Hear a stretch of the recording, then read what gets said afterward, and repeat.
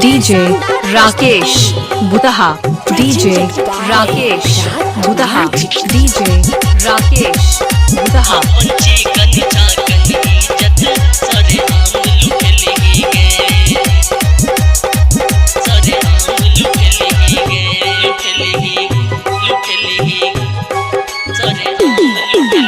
नाम कदल ही गे तू त बदनाम भगल ही गे, नाम कदल ही गे तू त बदनाम भगल ही गे।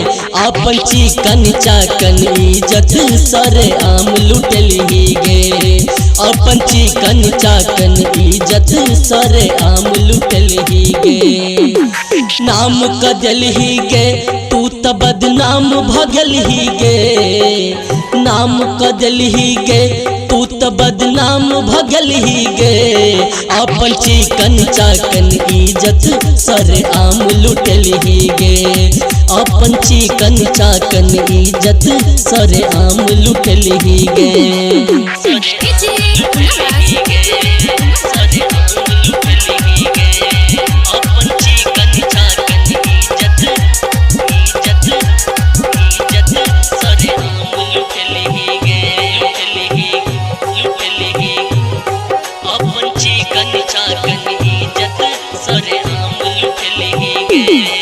हेगे मोन ने भरलो हमरा से त धलही दोसर के पाजा।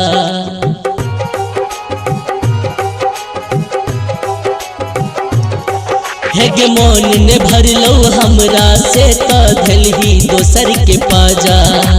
ठोर चटा क नाक कटा क लेलही खूबे मजा, ठोर चटा क नाक कटा क लेलही खूबे मजा। छौरा सबके तू गही गोर की ही पूरा हो से उड़ल ही गे। अपन चिकन चाकन इज्जत सरे आम लुटल ही गे। नाम कदल ही गे तू त बदनाम भगल ही गे, नाम कदल ही गे तू त बदनाम भगल ही गे।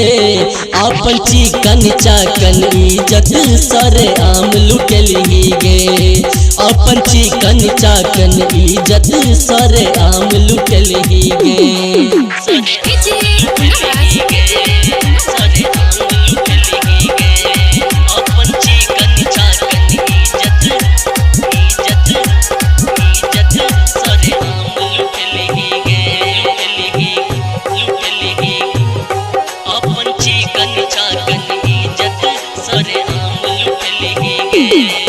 हेगे रात क निकलै छै तू घर सँ सबटा बुझा क लाइट।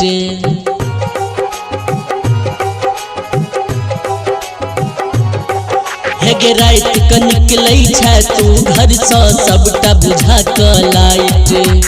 विनोद शर्मा कहो तोरा चोली किया छौ टाइट, विनोद शर्मा कहो तोरा चोली किया छौ टाइट। राइटर राधे रंजन के तू छोरी नाच नचल ही गे। अपन चिकन चाकन इज्जत सरे आम लुटल ही गे। नाम कदल ही गे तू त बदनाम भगल ही गे, नाम कदल ही गे तू त बदनाम भगल ही गे। अपन चिकन चाकन इज्जत सरे आम लुटल ही गे, अपन चिकन चाकन इज्जत सरे आम लुटल ही गे।